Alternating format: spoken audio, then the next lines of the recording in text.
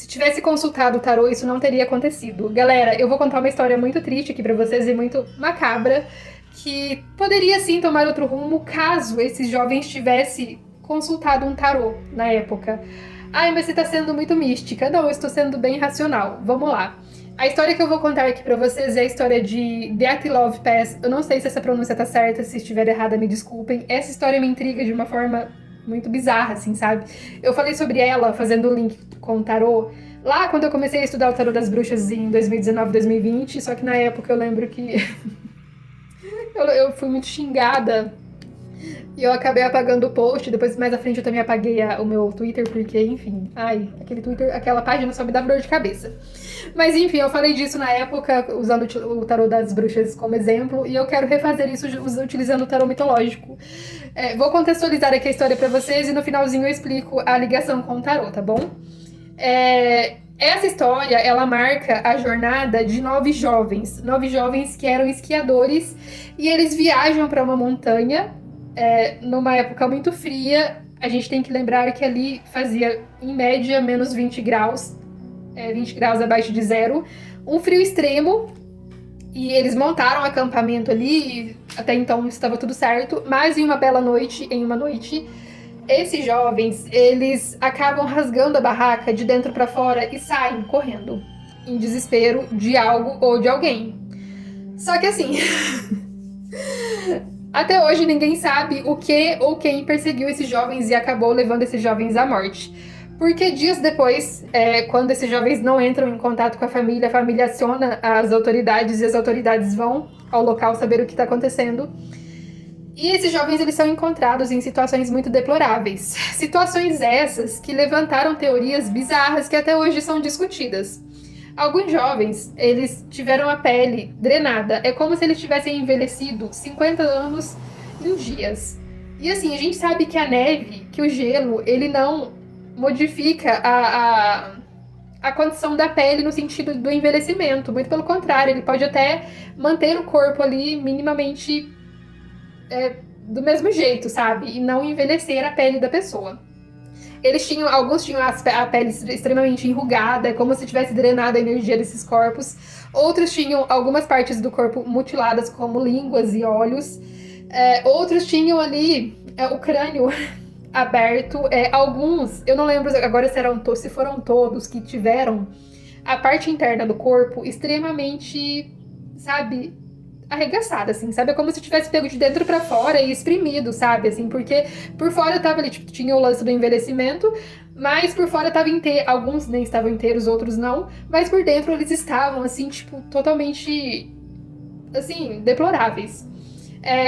As investigações, elas começaram sem levantar nenhuma hipótese do que tivesse acontecido, e como eu disse anteriormente, várias teorias foram levantadas.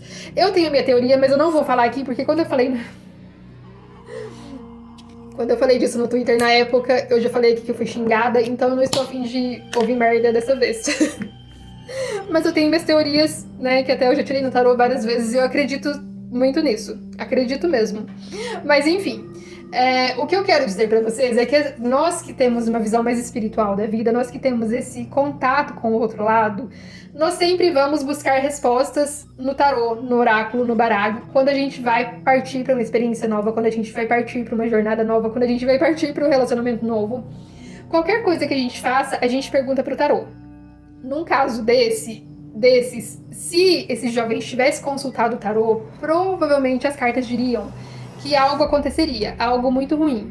E esses jovens poderiam ter sido alertados por essa ferramenta. Essa ferramenta é muito maravilhosa, gente, ela é muito maravilhosa. Mas enfim, eu vou apresentar aqui as cartas que possivelmente sairiam para esses jovens e vocês vão entendendo junto comigo.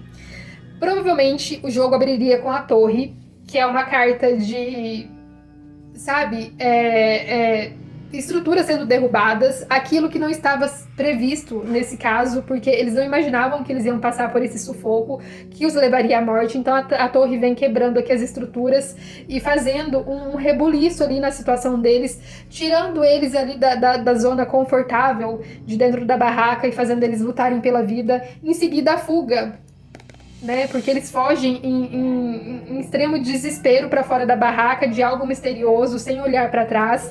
Depois a gente tem o 5 de ouros, né? representando justamente o impacto do tempo ali nesses jovens, o impacto do frio, causando uma hipotermia, causando a morte quase que instantânea, porque morte por hipotermia ela não é muito longa, não. Ela é um pouco, né? Ela não é tão longa, ela vai te abater ali de uma forma mais rápida do que outras mortes. 5 de ouros, o enforcado representando extremo sacrifício, dor, medo, o arrependimento por ter ido nessa data, nesse dia, nesse local, representando, sabe, o caos total ali, o caos interno, aquela sensação de dor extrema. E o 10 de espadas representando a junção de todas essas cartas, representando que não tem mais para onde fugir. O final é aqui, o quase final, né? Porque a gente não finaliza com essa carta, não. Tem outra carta depois dessa. O 10 de espadas representando que esse período de sacrifício, dor e situação penosa, extremamente dolorosa, está chegando ao fim, mas não para um fim bom, não para um fim saudável, e sim para a morte. A morte fecharia o jogo, representando que o final desse 10 de espadas, desse enforcado, desse sacrifício, desse 5 de ouros, desse 5 de copas e dessa torre é o fim do ciclo, a passagem ali, o que vai marcar essa trajetória extremamente terrível e triste, né? Porque eram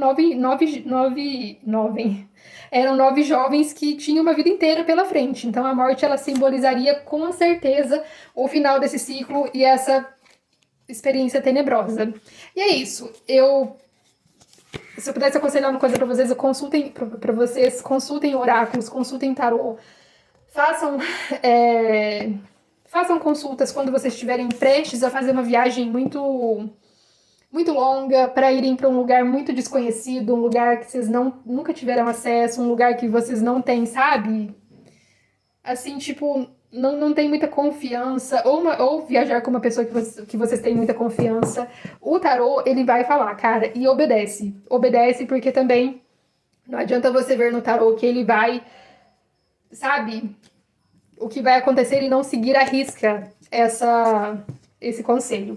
E é isso, espero que vocês tenham gostado, espero que vocês não tenham se impressionado com essa história. Eu tentei manter aqui não contar detalhes muito cruéis, e lembrando que a minha agenda tá aberta, se vocês quiserem consultar alguma questão aí, podem chegar e bora lá.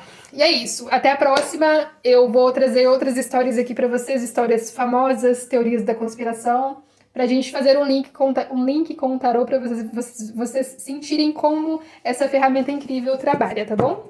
Beijo e até a próxima!